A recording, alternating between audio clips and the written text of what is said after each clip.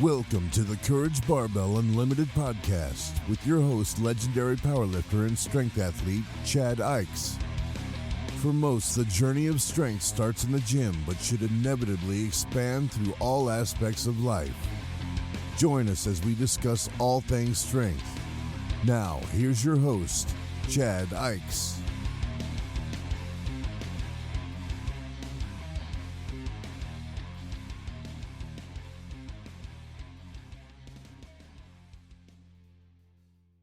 Hey everybody, guys and gals, we're back again. I'm in my trailer I'm in my new trailer now, down in Pahrump, and I'm set up enough that I can at least start doing some podcasts again. And Marshall actually texted me the other day, so today we're having Marshall. And I actually talked to Jimmy Kolb the other day, and we're going to try to schedule another one with him too coming up. Nice.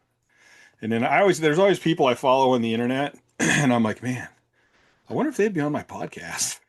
So every now and then I just pull random people in, and luckily I have never had anyone actually say no. Well, no, I had one person say no, but that was just because he won't do like this sort of stuff anymore. Do you want to get paid for it, or?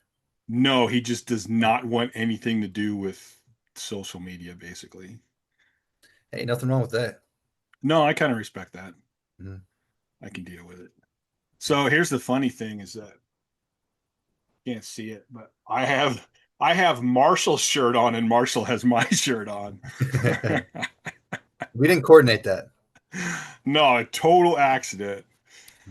So kind of Marshall's Instagram is great. Sometimes he does long-winded posts like I do that are like 5 friggin' minutes long, but it's always really good stuff. And I've been following along with you, and one of the questions I had for you was losing size and kind of like why did you decide to do that totally, and how is that process going? Because I know when I kind of decided, like, listen, I just keep getting injured, I need to get my mental health straight, I got to drop some weight. It wasn't like this huge major deal to me, but there was definitely a point where I'm like, man, I work so hard to be 385. I work so hard to be that strong. And like, there's still this part of my brain that didn't want to let go of it. Do you have any of that? I mean, not really anymore, because probably the major driving force for wanting to lose the weight was I just want to live as long as I can. And carrying around all that weight, I just want to be as healthy as I can. I want to be, when I die, I want to be wiping my own ass. When I die, I want to be mowing my own yard. I want to be completely self-sufficient when I die. It's terrifying for me to think about somebody taking care of me when I die. It's terrifying thinking that I won't be around for my daughter when she's an adult or has kids. So the initial kind of driving force was I just want to be healthy, and I got as big as I was. I think 320 was as big as I was at my biggest, but I got as big as I was for powerlifting, and powerlifting is basically over for me. So what is the point of having all that size? And also, to be honest, I don't like the way I look. Like, I don't like when I see myself, I don't like the way my body looks. And, I just would like just to be a little leaner. You know what I mean? I just don't like the way I look. You did start as a bodybuilder. Yeah. I've got the body dysmorphia for sure. Yeah. So yeah, my goal right now is to get to 240. I kind of started dieting about 3 weeks ago. And I started at 251. And basically when I kind of start to lose weight, just like I did last time, for me, it's just carbs. It's just dropping carbs and moving a lot more. So I made it a goal to, I started with like the standard, 10,000 steps a day that everybody's heard of. But what also you don't realize is that's like 5.7 miles. So if you're getting 10,000 steps a day and if you're walking 5 miles a day, there's no way you're not going to burn. You know what I mean? Yeah. I hate steps. Hate it. My client's like, I did this many steps. I'm like, I don't give a shit how many steps you did. I want you walking 4 miles every day. Yeah. Like, I don't care about your steps. Why can't we just record it in miles? Yeah, I So didn't know that till I looked it up. So maybe, yeah, my app will tell me how many steps, but it'll also say how many miles. So that's it's encouraging because if you just say 10,000 steps, or what does that mean? But if you think of it, that's I think it was like 5.7 miles, give or take. Your stride or whatever. That's if you tell somebody, hey, you walked 5 miles today, that's well, encouraging. You know I what I think mean? it gives you like I can't think of the word, but like it gives you something you can picture it. Mhm. You can't really picture 10,000 steps. You can picture, you No. can go, dude, I know that place is that many miles from here. I walked all that way and back today.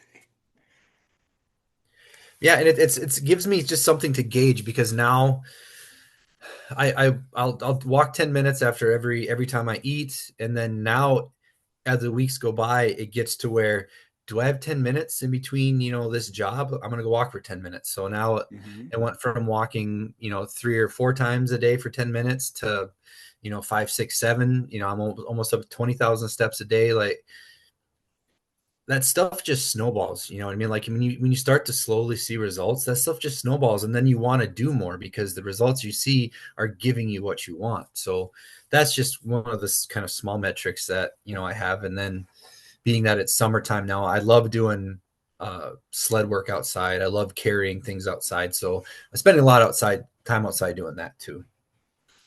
I've been, well, if you watch my videos, I've been Yeah, pretty you've been much, doing like the push-ups on the tire, in between the tire and the thing, and I went to the local gym here and I was like, dude, this sucks. This sucks. This Mhm. sucks bad. And all the bars, there's no knurling in the bars, all the equipment shit. The benches are slipperier and snot. Their height is all low. And I'm just like, this sucks, man. So I'm like, I put my big tire already on the land. I have a couple like I don't know what they're the smaller kegs, but they're full. I mean, they're full of sand and as much shit as I could pack in there. And I got a bunch of rocks and I got tires doing to some stone drag throwing. Yep. and stones. And I'm like, I can think of a lot of shit I can do right here. And I have a couple of big steel plates that I think were 200 and 300 pounds. So I'm doing like some Husafel stone stuff and like, dude, if I bend over and grab that plate and do a row with it, that works. And We so grew up, yeah, we grew up being out in watching the rock. fun's cool, but it's like right now it's hot. I'm still trying to get used to the heat. We grew up watching Rocky, so you go outside and do like a Rocky workout outside. That's just Yeah, especially it's when they did that exhilarating. where he went to Russia and he trained out Yeah, in the barn and stuff. I'm like, yeah, dude, this is actually kind of cool and it's kind of fun just to hmm see what I can come up with and do. yeah. I think that's one of the things kind of going along with what we were talking about different training different types of people and stuff. And if you have the people that are like, hey, I just want to get in shape. And they're like, oh, they hire you because they think it's like this huge complicated thing. And I think we kind of have like there's a part of us that wants to show the knowledge that we have, but it's like for us, that getting in shape is not hard. It's easy. Like, and it's like, dude, you literally, if you had a bunch of shit in your yard, you literally could get in shape. And we all know what to do to lose weight. We all know that we have to move more and we have to eat less or we have to eat better. Everybody knows that. Every person on the Hmm. planet knows that. But it's just a matter of doing it and being consistent. So Yeah. you don't need a coach for that. You just move more and eat less. You know what I Yeah. mean? I mean, it But is, there's that's a lot of stuff that we do that's really pretty simple. I mean, like for me at this point, the fun part is when you have, going from 30% body fat to 20%, it's not that hard. You got somebody that wants to get under single digits, it becomes a different game. You got somebody that benches 200 pounds and wants to bench more. You're like, okay, yeah, that's easy enough. You got somebody who wants to bench, 6 or 7. That's a little more complicated. And oh yeah. I think people try to jump to that complication. It's like, no, just start down here. And I know in powerlifting, I've seen a lot of people do this. They see some huge great lifter, so they want to do what that huge great lifter is doing. Mhm. But that lifter didn't get where he's at by doing what he's doing now. No. Like what he did in the beginning is totally different than what he's doing now because it changed as he went. So like if you like that guy and you think he's a great lifter, try to find out how he started, what he was doing when he was at your strength level. What was your biggest? What did you weigh in? What was the biggest you weighed in? 318 was the most I weighed in at. And what are you Still, now? Right still now? 60 pounds shy of you at your biggest. Yeah, I was gonna say right now I'm down to like I'm under 300. Oh, nice. And that was through this whole move and everything. I'm like, I cannot get over 300. Like, I Mhm. got to stay under 300. If I can get through all of this and stay under 300, dropping another 30 when I'm settled in will be easy. I'm at 249 right now. When I started, I was 251 when I started, and I'm 249 now. Um, and it's just that whole just trying to figure out how many carbs I can have, how many carbs I can't have. If I go too low carb, my workouts suck. If I do go too high carbs, I'm just kind of I'm in that stupid lull where you're trying to figure out what you can and can't get away with. And unfortunately, I always err on the side of too extreme and try to go too low carbs. And it takes a couple of weeks for me to realize, it is okay to have some more and then just do more physically. But I get caught in that trap at the beginning, trying to go too extreme. I think that though, I think that's our nature. I think that's what allowed us to actually be so good at lifting. But I think it also it says something for there's a shit ton of different programs out there. There's a shit ton of different diets out there. The toughest part is finding the one that works for you. And the one you'll do. And part of that is the one that you like. Mm-hmm. Like I know guys that I've tried to do the whole just protein um keto deal and Yep. my sleep's bad. My sleep's fucking horrible on that. Like horrible. So I tried it and I go, okay, I'll stick with it. And I stuck with it. And it's like, okay, I'm done. I'm done with this. Like, that's not good for me. But I know people that do that and man, they lean out and they're in great shape and they don't have energy issues. And then you hear guys high carbs, low carbs, and like the nutrition thing's funny. I actually had a client one time who he's like, all right, I want you because I prefer to just help them with their lifting. And then if it's just about losing weight, I'll help with the diet. If it's a competitor, I'm like, if It's you out of know your ballpark. people that are really good at your pre-competition diet, why don't you see them for the diet and I'll keep helping you with your training? Because Yeah. look at me, it's not my specialty. Like I've never Yeah. done a bodybuilding show. I've never pushed myself that far. But I had a client like, all right, I want you to start doing my nutrition. I'm like, oh, so I started asking him questions. And I'm like, well, what kind of food do you like to eat? Like, what things have you tried in the past that work for you? He's like, God damn it, just give me a diet. And I'm like, it doesn't work that way. And he's like, yeah, just give me a diet. And I go, all right, shut the fuck up and go home. Okay, just go home. And he went home and I wrote down like 4 different diets. And I sent them all to him and I go, here's why I ask questions. Because these are all diets that I know people who either recommend this diet or have done awesome on this diet. And they're 4 different, completely different diets, but everybody has done well on them and had clients do well on them. Mm-hmm. So for me, there's a big click in here that goes, what diet can I get him that he's going to stick to? Mm-hmm. Like, sure. Like, I mean, really, you can take an old school mentality and go, it's calories in, calories out. But I mean, I'd like to go, if they don't like it, if they hate it, they're not going to stick to it. Even if that's the absolute best diet, I would rather give them maybe one that's maybe not quite as good, but they like it because then they're going to stick to it. And in the long run, that's going to be the best diet for them.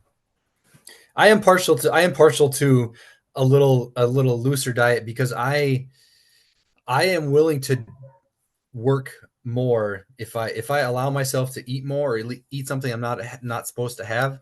I am all for doing a lot more work that day to work off. And I'm not saying that's how it always is, but I'm usually pretty strict about it. But if there's, on the weekends, if I want to eat something, I'll just burn more Mm-hmm. calories.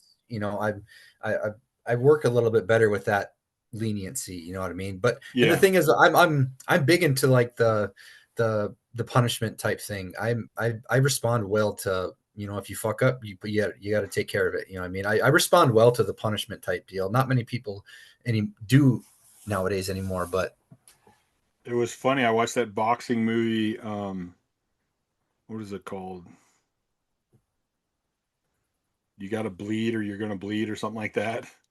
And the boxer, it's actually a true story. I can't remember his name though. The kid wins the world championship and he gets in a car wreck and breaks his neck and then comes back. But there's a scene where his coach is like, all right, stop, man. Like, stop. And he actually grabs the bag and he's like, why don't you listen to me? And he's like, well, I don't mind the pain. I just keep going.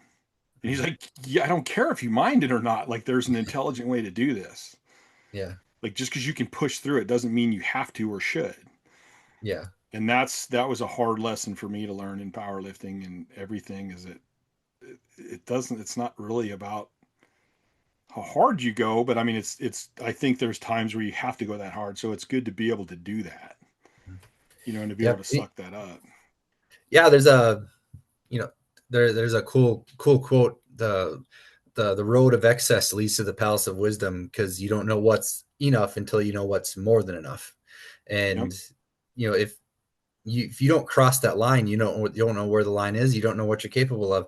But the other twist side of that is, where the line is. You got to have the intelligence to quit going past it. Yeah. You know what I mean? Like, and that's hard. That's hard to do. Like, I would rather overshoot than undershoot.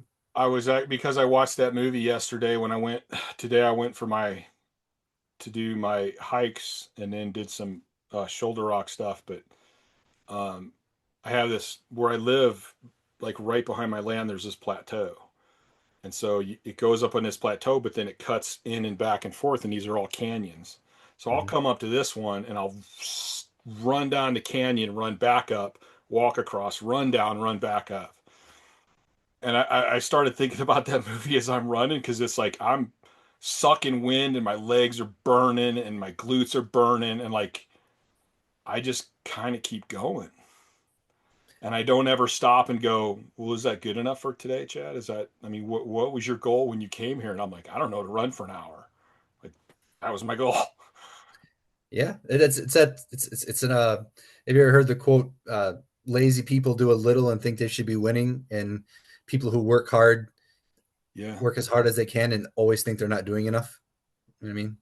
I think that's a tricky thing though. I think that's probably one of the biggest things that's going to make you super like great at what you do is finding that, knowing that ability, knowing you can push there and get there, and knowing there's going to be times to get there. Like that's why I love hit training, because it's like, okay, you don't have to be in the gym all day, but when you are in the gym, you got to be going full bore.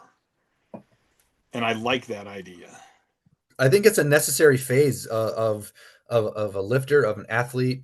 It's a necessary phase.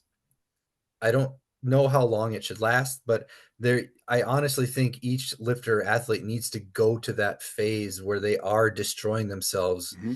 And then eventually, as I did, and I don't know if you did it too, but I went through that phase, but then I fine-tuned everything. Like, Yeah. I scraped as much as I could out of the barrel, to get everything I possibly could at it, at the expense of my body.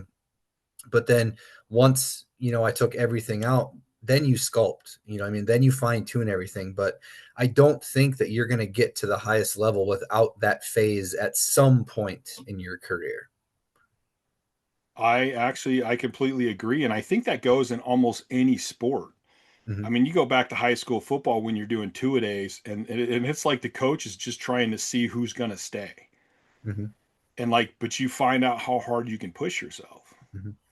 And even in lifting, when you're a young lifter, you don't have the technique, you don't have the central nervous system skill to actually push your body. You think you're pushing yourself hard, but you're really not. Mm-hmm. So overtraining is not even something you really got to necessarily worry about at that point. So like you should go in there and you should push as hard as you can and find out what you're made of and find out how hard you can push. And then at some point in your career, there's going to be a point where you're going to be like, hey, I'm doing really good. Maybe I need to put some focus into what's happening outside the gym as well as much as I am inside the gym, Mm-hmm. and start working with your recovery. But I mean, you and I both know you're not going to put 1,100 pounds in your back, and it's going to. I don't care how strong you are. 1,100 pounds is never going to feel good. Like No. when you say, "Oh, I felt good," it was like, dude, it moved quick, and I stood up with it. That's good. Like your spine's still smashed, your knees were still not necessarily hurting, but I mean, it's. I actually had one judge, or not a judge, but a spotter who he ran some meets in California and stuff, and he said one time, he goes, "Dude, do you realize the noises your body makes when you're doing that?" He goes, "I've been behind you with 11 and 1,200 pounds," and he goes, "It's just weird. Like there's just weird noises coming from your body." It's actually in terms of coaching, it I have no problem with putting myself in danger, doing stupid shit, overtraining, but as a coach, I really struggle with getting not getting but putting a lifter through that, because if I train like a jackass and I hurt myself, I hurt myself. But if I try to give somebody the opportunity to overtrain and really find out what they have inside of them to get to the next level, if I hurt them, that's I just feel I would just feel awful and terrible. Mhm. But it's this weird double-edged sword because they have to find that at some point. And you know what I mean? Yeah, And you have to, if you ever want to, if you ever, and we're talking power lifters and like strongmen and stuff now, if you ever really want to find that level and reach that level for yourself, you have to get to the point where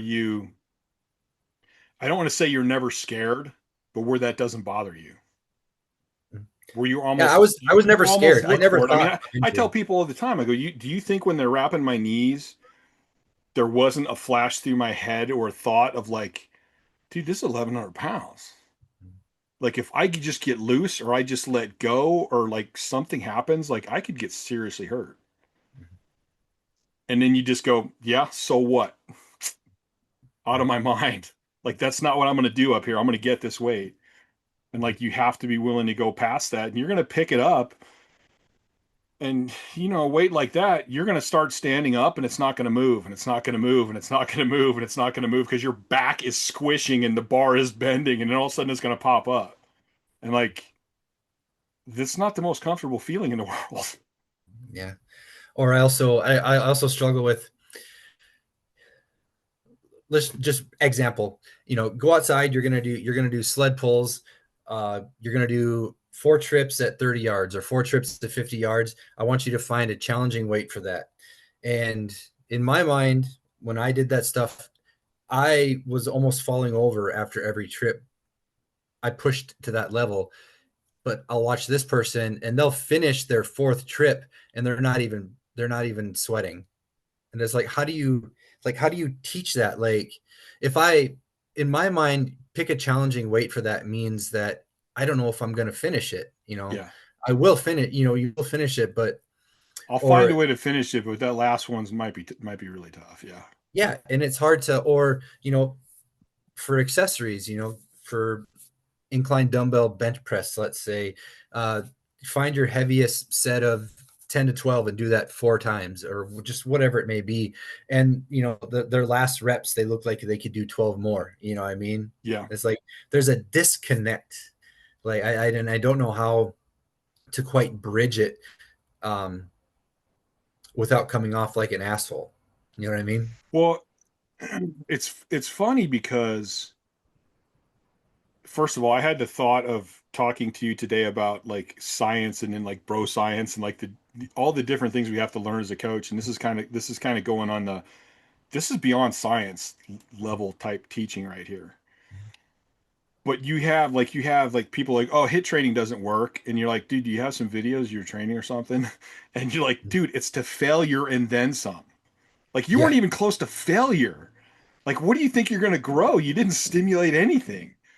But to some people in their mind, they're like, oh, that's failure. And I'm like, have you never done anything hard or ever been scared in your entire life? Mhm. Like, I don't understand that. Actually, I was watching an interview with, I'm so horrible with names, but the guy's a pretty famous free climber. And he mentioned, he goes, I think he was in the airport and he's like, I'm seeing people freaking out about all this stuff. They can't get their bag on, or they want to charge them for their bags, or their flight's delayed. And he's like, to me, that's nothing. Mhm. He goes, but I go out and do stuff where I'm legitimately scared for my life. Mhm. And he goes, so maybe it's that I have just a whole different perspective in the world, and maybe people need to do some things that are completely and totally out of their comfort zone sometimes. And I think that's where, like, the Dave's, I think we mentioned earlier, Dave's Train Your Ass Off seminars, which, the ones I've helped with is basically like teaching people what full on training your ass off is. Mhm. And you're going to have experienced coaches and guys like me yelling at you and screaming at you and pushing you when you want to quit. And that would probably be similar to like SEAL training or some of that other stuff where you need to, like you said earlier, you need to know where is that limit. And in order to know it, you got to go past it at some point. And so that's one of the things I always wondered about with, and I would love to talk to Mike to share sometime, um, about the reps in reserve or the RPE stuff. Like, how do you teach people that don't have any idea what those are? And I mean, because I've done it. I had clients, guys that I would help sometimes, and I'm like, all right, we got to go over here, but I need you to do max effort. Good mornings, 1 rep, max effort. And I keep peeking back around the corner, and like they get to 225, and then I see him put it away, and I'm like, what the hell was that? What are you doing? I said Mhm. max effort. They're like, oh, that one was pretty hard. It's not pretty hard. It's max effort. I want you to go max. Mhm. And they can't even do that. And I think I'm not big on statistics and studies, but it would be interesting to if you could somehow figure out all the people that are like, oh, lifting doesn't work for me, or I can't get big, or I can't do this, to actually look at their training and see how hard they do train. Mhm. I mean, because if you break it down, I love breaking things down to the simplest points, and it's like, dude, if you want your muscles to get bigger, you got to go into the gym, you got to push them hard enough to stimulate growth. Then you got to recover from that session. Then you got to let your muscles adapt and actually grow. Then you got to go in and do it again. Well, if you go in there and you do a little bit, you're not stimulating anything. So how do you think you're going Yeah. to get bigger? Yeah. I was actually reliving that on some sled work the other day. And I have, it's been a really long time since I thought about just anything training hard just because I haven't been able to. Um, and you kind of get to where the distance that you want to walk to from your sled work. And, like my hamstrings or my glutes or my calves will start hurting. And I'll be like, oh, I only have, a couple more yards to go till I get there. And then I finally started thinking that process of this pain is getting me where I want to be. This pain is healing these knees that I just had surgery on. This pain in my hamstrings and my quads is making my quads grow, which I want bigger fucking quads. So then every time I take a step and it hurts and I feel that pain in my head, I'm like, this is getting me closer. This is doing the work that I'm going to achieve what I want. So then I end up going past the distance that I set because I keep reaching for that pain. And I'm not talking about bad pain. I'm just talking about, your muscles are burning, your lungs are burning. And Mm-hmm. every step I take, I'm thinking this pain is what's getting me what I want. So if I just stay in it as long as I can, I'm guaranteeing that I'm going to get the results that I want. And it's been a long time. It was actually very refreshing to be able to think like that again. And I haven't thought like that in a long time, but and it helps. I was able to squeeze out more yards. I was able to squeeze out more reps. It's just, Mm-hmm. you have to understand that that is the And process that's yeah, getting you you to have to what. always be thinking about that. You have to. I know with training people, a lot of people will be like, "Oh, it's my supplemental work," and so like they just keep doing the same weights. Mhm. And it's like, no, you've got to do more reps. You've got to do more weights. If you're not pushing it further, like when I'm doing my little Husafel stones with my big steel plate, I mean, it's like this thick, and I mean, it's heavy as shit. I know where I'm at on the fence, and I'm always trying to go a little bit further, a little bit further, a little bit further. Even today when I was running hills, I got up to the top of one of the hills, man, my hands are on my knees and I'm like, oh my God, my heart is going crazy. My lungs are going crazy. They're burning. And I thought, this is what's going to help keep my heart in shape. This is what's going to keep my lungs healthy. Mhm. Like if I came out here and walk every day, it's good for me, yes. But am I really pushing for growth? Mhm. Like, so me running till I'm sucking wind and I'm like, oh my God, I want to just sit down, but I'm going to keep going. Like that's to me where that's where the benefits really start. Mhm. Like the And it's rest of it hard. was just a warm up to get there. Yeah. And it's really hard to push people uh, now. Back when I was a competitor and I was destroying myself on a daily basis in the gym, like my goal was to be crippled when I left the gym. Um, I expressed everything through my body. Was it intelligent? Probably not. That's probably why I'm so banged up. But at that time, when people could see me destroying myself in the gym, I could use that as an example. Like, you need to be doing this. But now that I can't do that, it's really, I feel like a hypocrite. You know what I mean? Like, I feel like a hypocrite because I can't do it now. It's just this weird feeling that I shouldn't be telling people to do that because I'm not the example. I do a lot better being the example. I'm very hard. It's very hard for me to verbalize it. I was always someone who was really good at being the example, but I wasn't good at verbalizing it. You know what I mean? Right. Like I struggle with what you're really good at telling somebody to their face if they're doing something wrong, if they're doing something bad, or if they're being lazy. Like you have no problem with that. I can't do that. I'm better at just leading by example. You know what I mean? Well, it's more fun mentally to lead by example, Mhm. to go, dude, listen, watch this, Mhm. or to go, that's it. Next week I'm training with you, or you're training with me because you're not getting it. Mhm. Like that's just way more fun.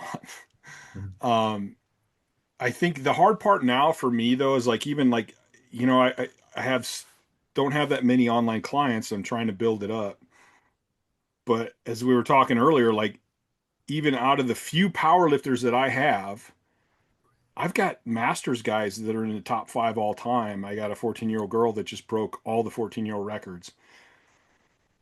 It's hard for me not competing and coaching those people a little bit just because of that click in my brain. And I gotta kind of tell myself, listen, Chad, you've already done more than what most people are going to do, Mhm. and you sacrificed a shit ton to do that. Now your goals are different, and you're still pushing for your goals. They're just Mhm. different goals. Yeah. I mean, and what I would say to you is like, don't worry about that. Just focus on you've done it, so you know how to do it. You just got to figure out how to put the words together to get them to do it. Mhm. But your goals now in life are different. But you're pushing for your goals still. You are losing weight. You are leaning out. You're all clean shaven. Um, so I think that's a hard thing for us, and especially when there's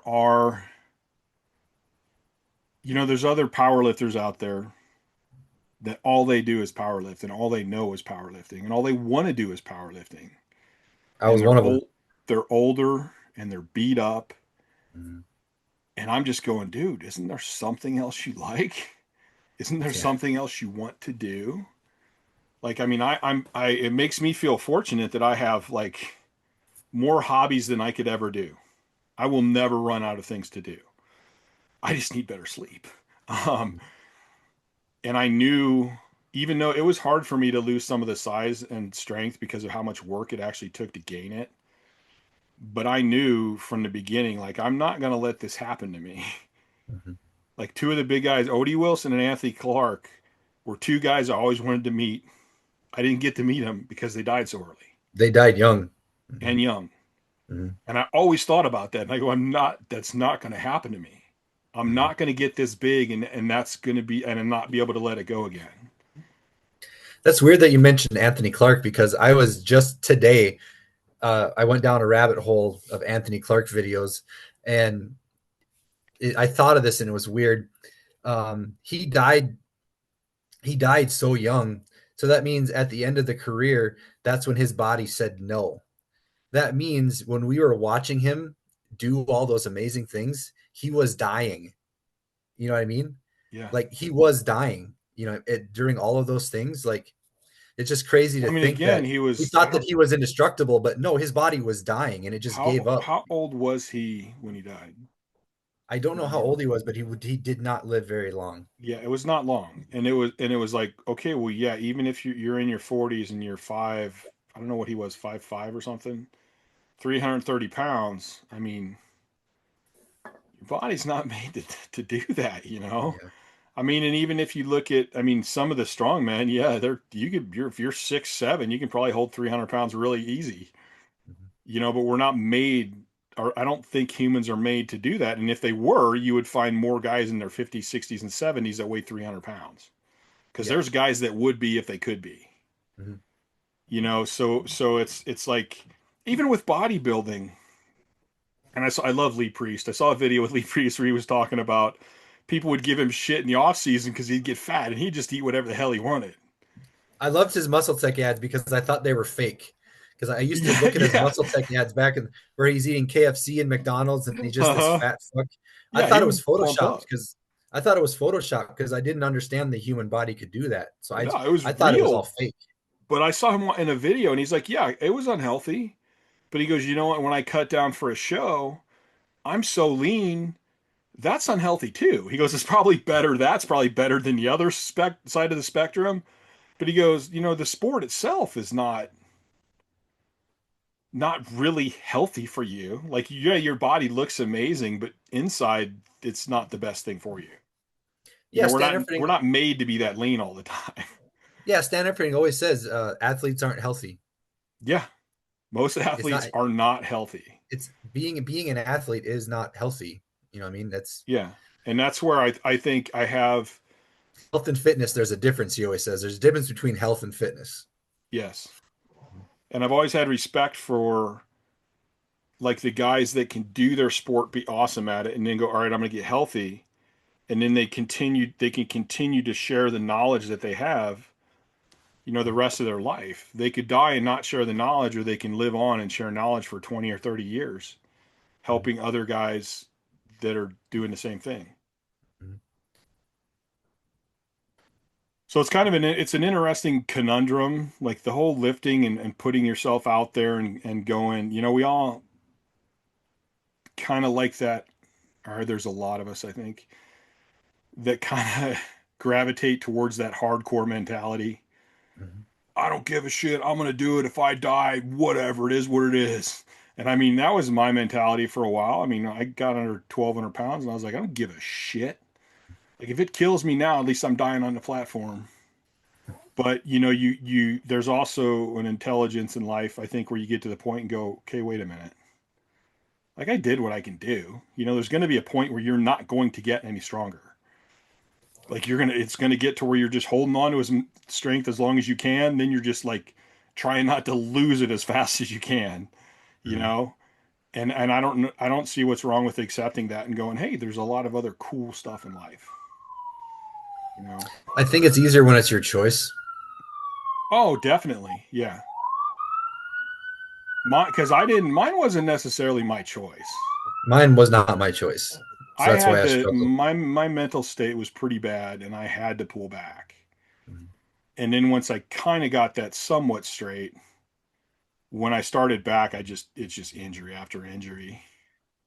And I did a few meets and I did okay in the Highland Games, but it wasn't like, it didn't end the way I wanted it, but I don't even care, honestly. That's fine. Yeah. It's all part of the journey Um, to me. uh, when I messaged you yesterday about the podcast, it was because I listened to both Zach Evanesh's podcast with Dave Tate, um, and so much of what they talked about like resonated, and I missed this part so much. They would talk about how they came up as a kid, as a teenager, being in gyms, um, knowing that this gym is a hardcore gym. I got to earn my way into that, And then when I finally go to that gym, you're looking for who the big guys are, and Mhm. then you make an effort for them to see you working hard just for that split second for them to acknowledge you. And I remember that That so respect. vividly You're looking for from my respect. youth. Like you find the strongest guy in the gym, and then you want to make sure that he sees you working as hard as possible. Mhm. Anytime he sees you, you find out his Mhm. schedule, just so you get some acknowledgement, and then that might someday lead into him giving you advice. That might lead into him letting you join his crew. And then that was just so nostalgic listening to that, because I can vividly remember, wanting to go to certain gyms, but I didn't think I was good enough or didn't think I was strong enough. And then when you get there, you find them, and you just want them to see you working hard. And it's such a stark contrast to the way things are now. You know what I mean? Well, I think the whole world's a lot different now. But if you look at, like, I'm just thinking of Rob Luendo as you're talking, because if you follow Rob, he's got a bunch of kids and stuff working at his. He's got an awesome gym set up at his. I think it's at his Yeah. house. And I go, that's one where you can see those kids wanting to beat each other, wanting to push. I know they know who Rob is. So, Mhm. like, I think there probably still is that atmosphere there. But overall, I think that atmosphere is kind of gone. And for me, I always trained alone in my basement.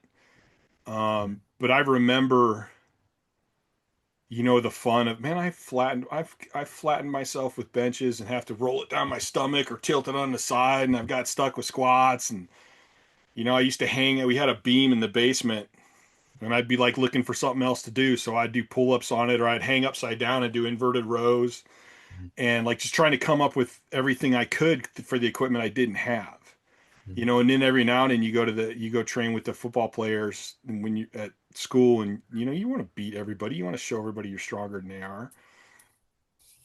And there was this Josh Bryant with Jailhouse Strong. It's funny how things happen. I just read this post, it was yesterday or today, and he was talking about how he learned from all these old guys, these old, like, crazy intense old dudes, because there was like, I think there's guys that are strong as shit right now. I mean, Mhm. there's no doubt about that. It's amazing. There's tons of amazing lifters right now. But like those, you don't really have the crazy guys that you had before. And Yeah. I think there's a place for those guys. And Jailhouse Strong did one about it, and he's like, "Yeah, I learned this from Fred Hatfield, and I learned this from this guy." And it was like, and it was all about intensity, but it wasn't just about the intensity. It was like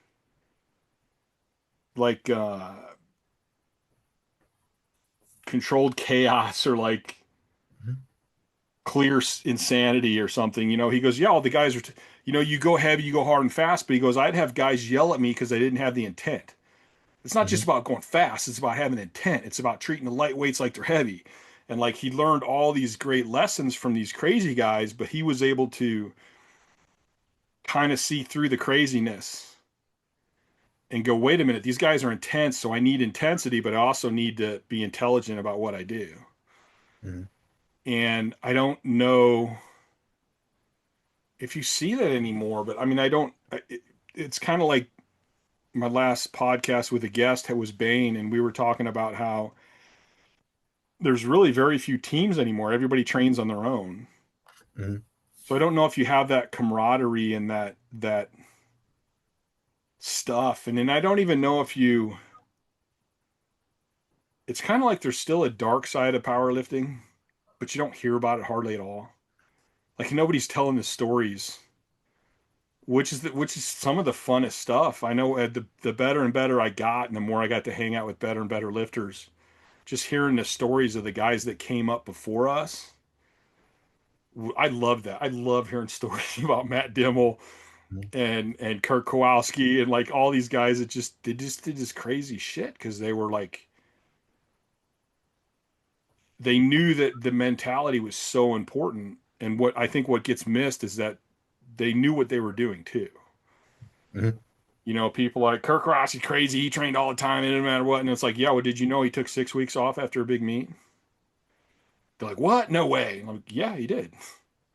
Like he knew he blew his wad. He knew his body was done, man. So he gave it time to heal up. But you have to be a little unhinged to do this. Oh, I think so. Yeah. I mean, that's part of the fun to me.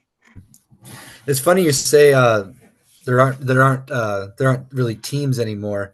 Over the last couple months, I've actually I've contemplated shutting my gym down for a month. I've contemplated shutting it down for the rest of the year. I've contemplated shutting it down until Kathy and I buy a house and the gym comes to our house, because I get hung up on the principle of things, and they're usually so minuscule, but I cannot move past them. We built, Kathy and I uh, put this gym together because we wanted a place for people to train. We wanted it to be a club gym where you didn't pay.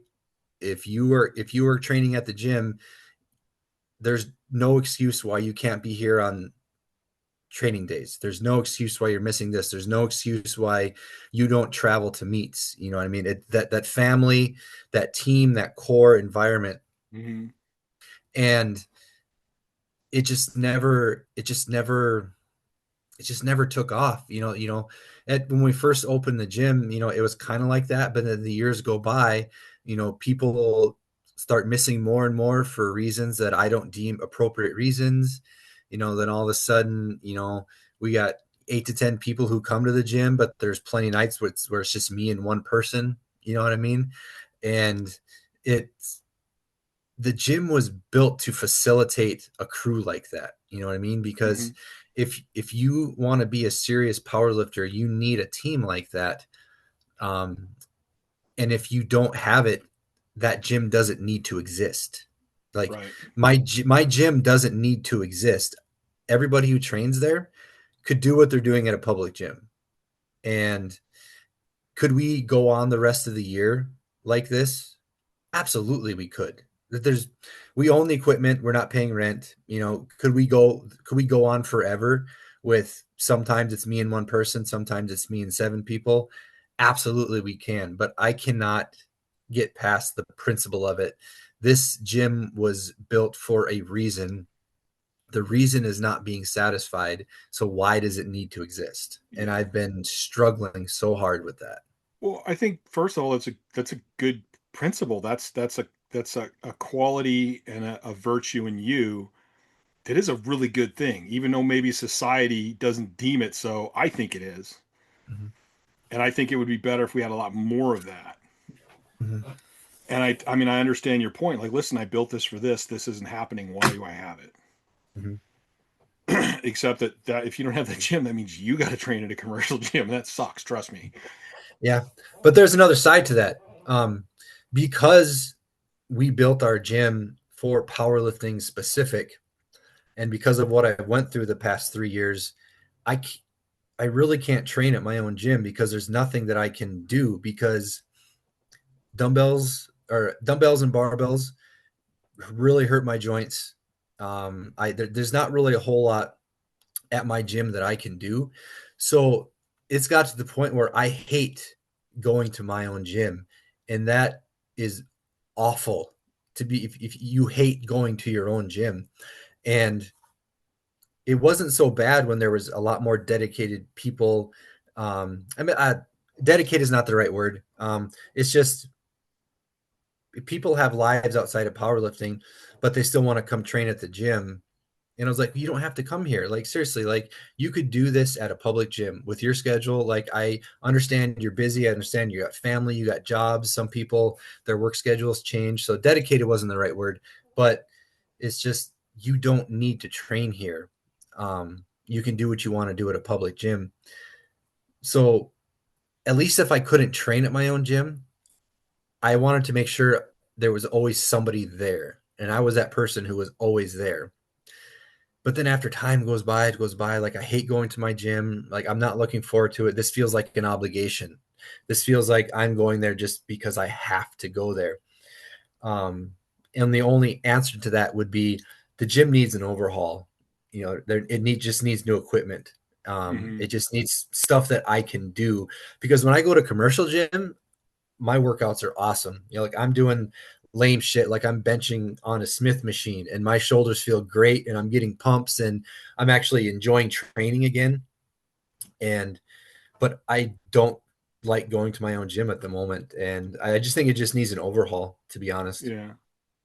Well, how many power lifters are actually training out of your gym?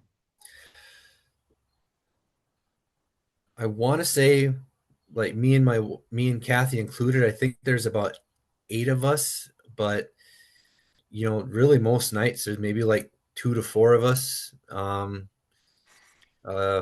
That's an interesting thing to me because, and I remember Mike Menser would tell stories about, he would set up on their training programs, and you didn't train a whole lot on hit training. mhm, Even Dorian Yates, he's like, I think Dorian Yates was when he was working, he was training 3 days a week heavy. When he didn't have a job anymore, he was training like 4 days, but it was under an hour, like training less than 4 hours a week. And people are like, well, what do I do with the rest of my time? Like training, I think training for some people, it becomes their life. It's their social. It's everything. And so if you go, hey, listen, if you're not making sessions, have you tried cutting your sessions down to less where you can make them, and then you train your butt off when you're there, and then have smaller ones that are important but not as important? mhm. Like to me, anybody can make gains in strength. Dude, if you could just give me like 3 to 4 solid hours a week, which is not much, you can make gains. Oh And yeah, in there's not a fact, I would say that most of my lifters that are 40 or older, when they start actually training with me, after a couple months, they start making comments about how they're stronger than they've ever been. They feel better than they've ever felt. Their joints feel better than they've ever felt, and they're training less than they have. Mhm. So I think sometimes like when I hear stuff like that, my brain just starts clicking into, well, wait a minute, why aren't they doing this or why aren't they doing this? Or And the gym schedule, when we first started, it was these are the 4 training days. If you want to train here, you have to be either 4 training days. And then that got lax, then that got lax, and now we only have 3 training days a week at the gym now. Um, and the standard is you can train 1 day a week, 2, 3 days a week, or 4 days a week, whatever it is, whatever you sign up for, commit to it. Like if mm-hmm, you can only train here 1 day a week, I don't care. Just I want to be able to know that on that day you are going to be here. You mm-hmm. know what I mean? So and it's just kind of evolved into that. But then it turns into, stuff comes up and they can't even make the 1 day a week. And I understand, life comes up, but you don't need to come here. You know what I mean? Like Yeah. if it's almost like it's not it's a job, but it's not a job. So it's like when you get hired for a job, that from 8 to 5, Monday through Friday, you have to be there no matter what. You know what I mean? Like just because you got the sniffles or you're not feeling like it, you just don't go to work, right? Because then you don't get paid. Yeah, I There, don't yeah, I don't there's parallels necessarily to that. understand why people can't go, I can be there 3 days a week. Mhm. I mean, you manage to get to work every day. You manage to do, your kids' soccer or whatever. Why can't? I mean, to me, it's as important. It's you're adding years to your life most of the time. So It's just a why part of can't that you do that that? culture And dying. I think that also goes back to the team. When you have a team and you actually, I don't even know that. I think defining words is usually a pretty good place to start when you're talking to people. But like to me, a team, it's like a family. Mhm. Like it's not like, oh, I'm just a member of that team. No, if you say you're a member of that team, that's family. Those people matter to you, Mhm. and you matter to them. So if you're like, oh man, I'm exhausted today. So you know what? I'm not going to train, but I know so and so's going heavy, or I know they're doing dynamics. So if I can go in, they can get session done quicker, so I'm going to go in and help. Mhm. And I don't understand what happened to where did all that go? Like that was, I mean, even being a pretty antisocial person that I am, and I spend a lot of time alone, I have great memories of my team, and we still talk. Some of them are like me, so we don't talk a lot, but I mean, we still call each other up, ask how each other's kids, not my kids, I don't have kids, but Mhm. ask how each other's families doing or whatever. And it's like no time passed at all. Like that was part of the whole thing. And I don't know. It's weird to me that that's dying, but I hear it. I hear it. I get people message me all the time and talk to me, and they're like, "Man, it's so hard to find people to train with, and I want to do gear, but it's hard when you can't find people." And people are going, "Oh, I found somebody, but they don't come consistently." And I'm like, it just seems weird to me that there's not more people. Yeah, like in regards to what Zach and Dave were talking about, I remember when I discovered that there was a powerlifting gym in my town, just these two guys that had everything you need just in a garage with no heat, no air conditioning. In the wintertime, you had to heat up the bars because they were frosted. Like they couldn't get rid of me. Like I was waiting at the door, 15 minutes Yeah. before training started. Like they literally could not get rid of me. You know what I mean? Like I wanted to be there so bad. And I was I know I was an annoying kid that talked big about things, but I wasn't strong enough yet. And they'd kind of make fun of you for saying you're going to do this and that. And as the months go by, you get stronger. And all of a sudden, you're almost as strong as they are. And then all of a sudden, you're stronger than they are. And you're like, remember when you made fun of me because I wasn't going to do this? And Mm-hmm. then here I am stronger. It just, but, but there was always like a team. I moved. Kathy and I moved. I had a semester of college left before I graduated, and we moved to a different state for a powerlifting team. You know what I mean? And this some probably I it only lasted for about a year after we moved, but it was like 10 years of experiences in a year. Like everybody showed up all the time. Everybody treated it like a job and a family and responsibility. And there was only about 6 of us, but it was a core solid unit. And Yeah. I miss that so bad. I miss it so much. I mean, I will never say you can't do it alone because you got guys like Blaine Sumner who was just an absolutely monster, and Mhm. he trained alone almost all the time, I think. But the lessons, and I talked about that with Bain. Like even if you're a raw guy, having those other people there to critique your technique, to hold you accountable. Like, I mean, any one of us that's halfway aggressive, we're going to overtrain, we're going to overdo it. Like, we need someone there to go, hey, dumbass, you're done. Not today. You're done. And that, like you said, the lessons you're going to learn being in that group. And I tell like a couple, I have some father son, I don't know, father sons that I train, both of them, like online and stuff. And it's really, really fun for me to watch how they interact and how they'll catch each other in the sun. One Hudson is really smart with this stuff. So I'll be watching the video and I'll hear him in the back cueing his dad. Mhm. And it's like, Mhm. dude, one of the best things you can do is help other people. If you really want to learn, help other people. Mhm. If you got another guy and you're like, dude, neutral back, god damn it, quit hunching, neutral back. Next thing you know, you're going to get under the bar and you're going to be like, oh shit, am I neutral back? And like it's you helping other people is going to clean your stuff up. Makes you accountable for sure. Yeah, it's such a huge thing. Even when I had my one group of powerlifters that I was still training till I moved, and there's a lot of time where I just sit back. I tell them what I need to do. I'll say this or that, and then I'm like, hey, Hunter, what Paul do? Mhm. Like, because I want them to learn. I want them to interact. And that's a excuse me. Oh, damn it. That's actually fun for me because then you know that they're growing. Mhm. Like they're actually taking charge. They're paying attention. You can't get that when you're training by yourself.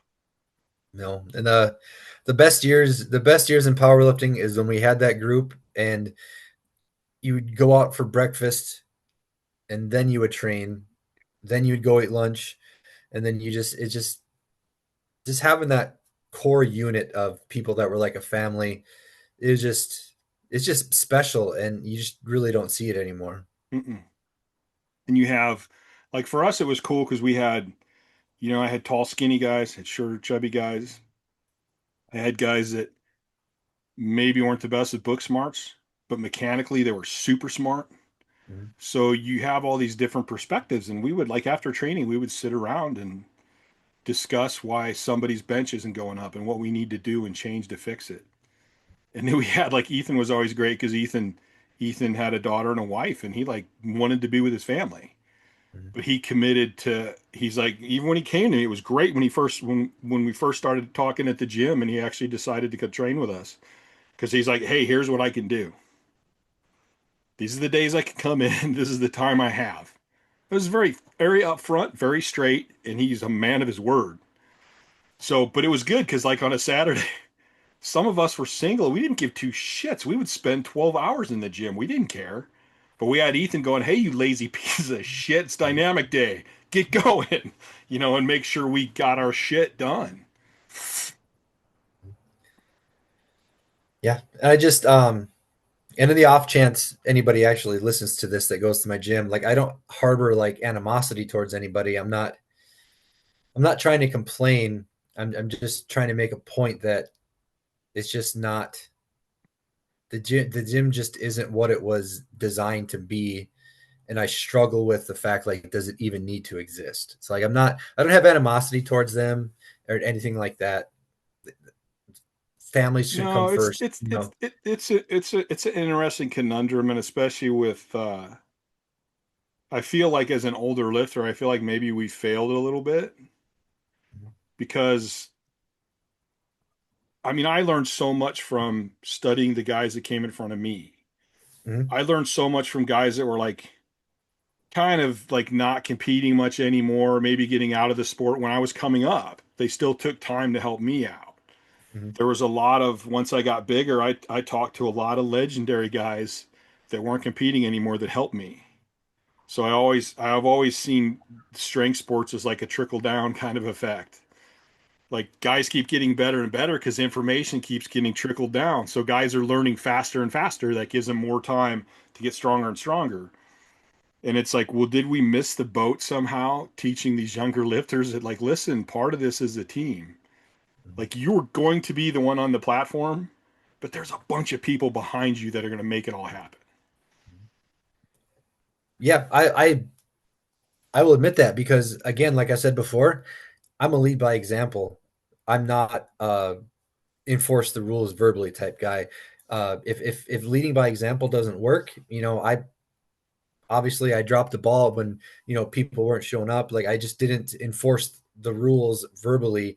I felt like leading by example should suffice. And before, like the gym that I said we moved for, the gym had a guy that was a Louis Simmons, or he would crack the whip. He would be authoritative, and then we had the guys like myself who just led by example. So you had two reasons to show up, and our gym doesn't have that hold people accountable verbally person. It just you know leading by example just isn't enough. I think there has to be both, I think it or was maybe you can interesting. be both. You can be both too, I guess. But I never was. I think with my team, it was kind of interesting because we always stayed kind of small. And even the owner of the gym one time goes, Chad, I don't think your team's ever going to get that big. And I'm like, why not? We're awesome. Like, we're the strongest guys in the gym. And he goes, yeah, but you guys are intense, man. He goes, I think you freak out a lot of people. I'm like, well, too bad then we don't want them anyway. But with my team, it was a little bit like I always said, like, listen, I'm fucking king, but this is a democracy. I want everyone to have a say, but in the end, there's going to be times where I'm going to go, that's it. No, this is what we're doing, period. But I pretty much most of it was like a democracy. It's like, what does everybody want to do? So like if somebody came in, it was like, all right, yeah, you can train with us today and we'll see. And then everyone would kind of put their say in, like, do you want to see what this guy, you want to let him in again, or you want to tell him to freaking go kick rocks? And, there's a lot of guys that would come in, and after a while, everybody's like, dude, screw that guy, man. He's not helping load plates. He just comes in here and getting information, and fuck that. I'd go, listen, dude, it's not working out, man. Sorry. Mm-hmm. I had one young kid. I knew his mom and I knew his brothers. His brothers all trained at the gym, and he was a younger, like 14 or 15. And I had to pull him to the side and I go, listen, everybody likes you, but man, you got to pick it the fuck up. Like, you got to jump in there and you got to load plates and you got to take plates off. You're not just here lifting. And I told his mom, I talked to him, and she's like, all right, I trust you. And then Mm-hmm. eventually I'm like, hey, I went and talked to his mom and I go, I'm kicking your kid out, man. He's not pulling his weight. She goes, okay. She's like, if he's not doing what he needs to do, that's his problem. And he should get kicked out. I go, okay. So we never got really big, but I mean, I think at the most we probably had maybe 6 or 7 guys at one point. I would say that the core probably was 5 or 6, and sometimes it was down to like 3 or 4. But I mean, we had guys like, if you didn't show up, I mean, if one of my guys didn't show up, everyone knew that somebody got text and he was probably sicker than shit, or like something serious came up. And even then you're going to get teased about it. Yeah. Like, you're not going to miss a session and not get some shit for it. Mm-hmm. Because the thing was, like, listen, if you're sick, stay home, because nobody else wants to be sick. But if you're tired, if you're sore, if you hurt yourself, you can still come in and help. Yep. Like, if you can walk but your back's fucked, you can come in and critique people.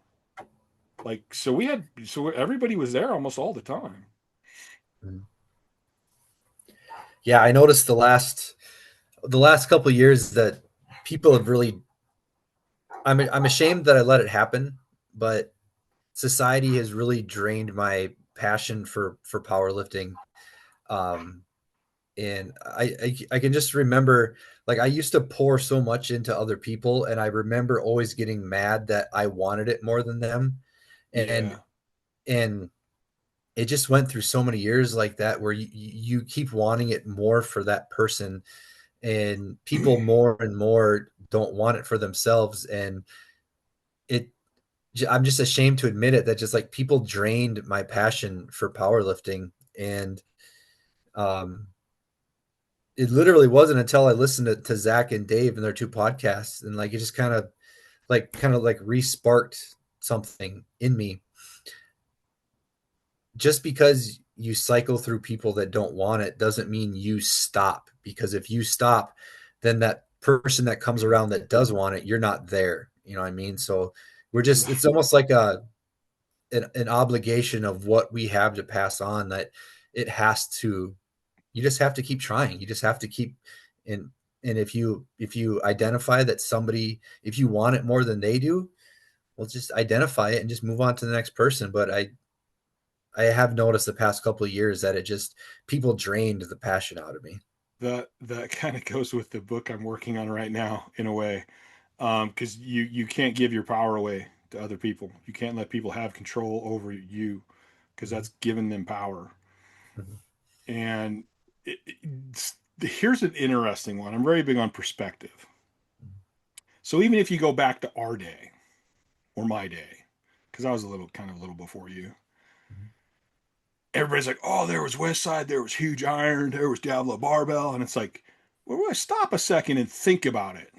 How many big gyms could you really name? How many big teams could you really name? There were still few and far between. Mm-hmm.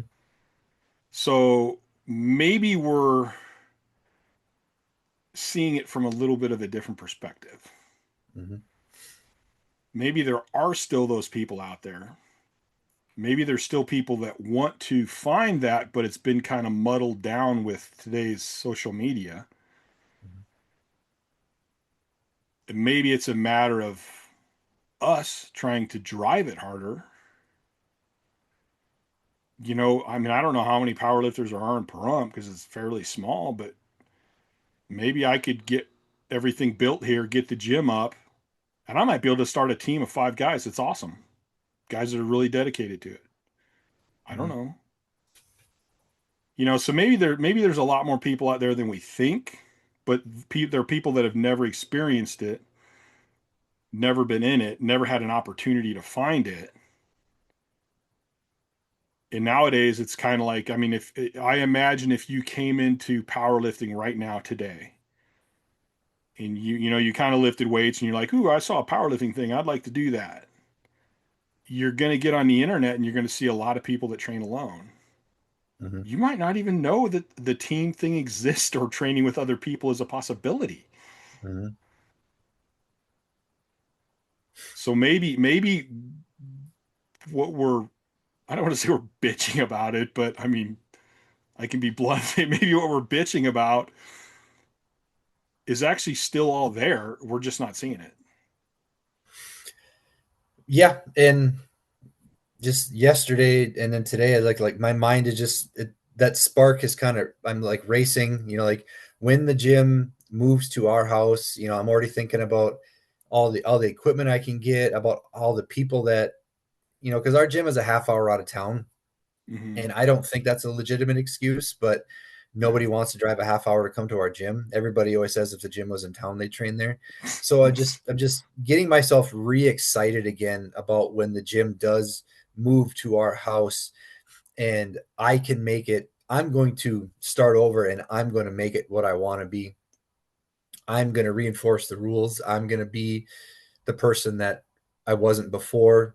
I want to bring that back. I want to have high school kids come in who want to get stronger. I want to have people from public gyms come in. Like I very much want to build a hub in our area for powerlifting. It's like it literally resparked something when I listened to them yesterday. Like it's kind of resparking that desire for me again. You just popped a memory in my head about the first time when Bigger, Faster, Stronger came out. I got a quick clip in there. The guy that I know. eats I just shit. watched it today. It's me. I'm the guy that And I eats shit. watched you fall. Yeah. Um, the funny part is when we're in the premiere, the whole audience went dead silent except for me laughing when that clip came on. Um, but Mark and Chris invited me down for the premiere, and I'm like, oh, I asked my buddy if he wanted to go because he like makes like low budget movies, and he's a big dumbbell. He loves heavy dumbbells. And so I'm like, dude, let's come down. We're both broke. I go, we don't even need a hotel because at that time I'm up for 2 or 3 days regularly. And so we go down and we're like, dude, we'll go hit Muscle Beach. We'll hit Gold's Gym. And, da-da-da. And it's like Gold's Gym was such a letdown to me because, I was watching those videos and it was like groups. It was like, dude, this place must always have groups of bodybuilders that are in here just killing it. Mhm. And you go in there and you're like, well, first of all, there's one huge ass room of cardio crap. The gym's not that big. And there's one person that's halfway sizable and he's training by himself. Like, Mhm. this is nothing like I thought. And it turns out the heavy dumbbells were all stacked underneath and covered in dust. So nobody had actually used them in years.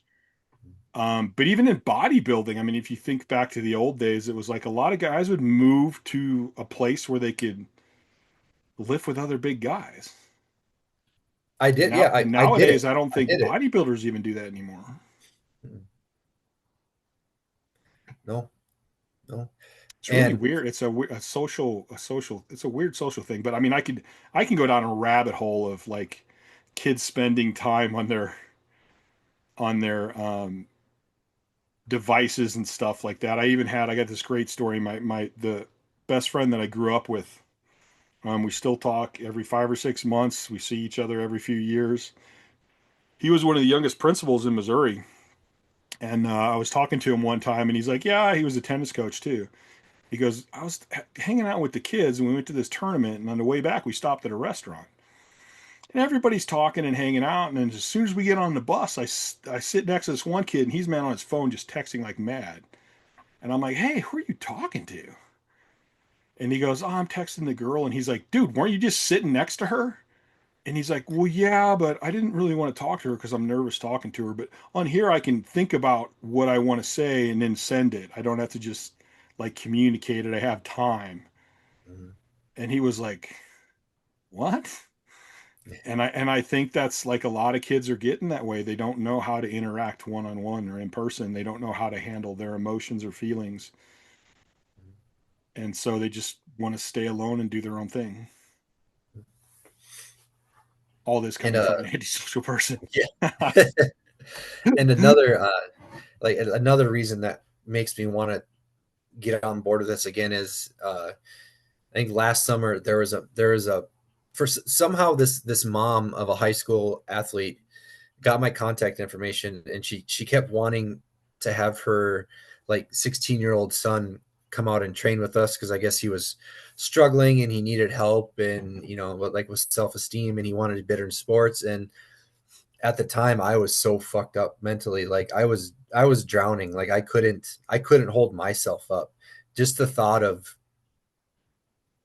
taking on a kid who's basically a beginner, and I couldn't do it. Like I was drowning. And she was very persistent, like 4 or 5 times she just kept just basically begging me to let him come out there, and I couldn't do it. And I look back at now, and I just fucking hate myself. I just kick myself for, like, I could have helped that kid, you know what I mean? Like I could have. And that drives me moving forward to where I don't ever want to pass up something like that again. I want to be in a position to where I can help people like that. I want to build my gym to be just a place for people to come. I really enjoy working with young adults. Um, I've had a couple that I started with, and even though they don't train with me anymore, like they'll still text me to see how I'm doing. Sometimes they'll text me with problems, and they're like, "Hey, I'm dealing with this, Chad. What do you think?" Which is kind of cool. And then I started with Hunter. I think I started with him maybe part of his senior year, and then trained him through college into playing indoor football. Now he just got through the police academy, and to see those people grow and to help them, I think lifting can teach you, for a young person, lifting can teach you so many lessons, but sometimes they don't recognize it.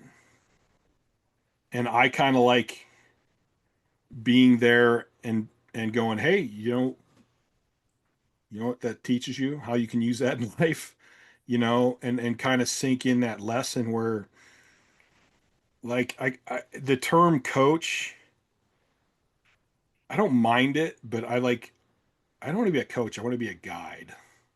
Mhm. I want to be there to assist people in their journeys.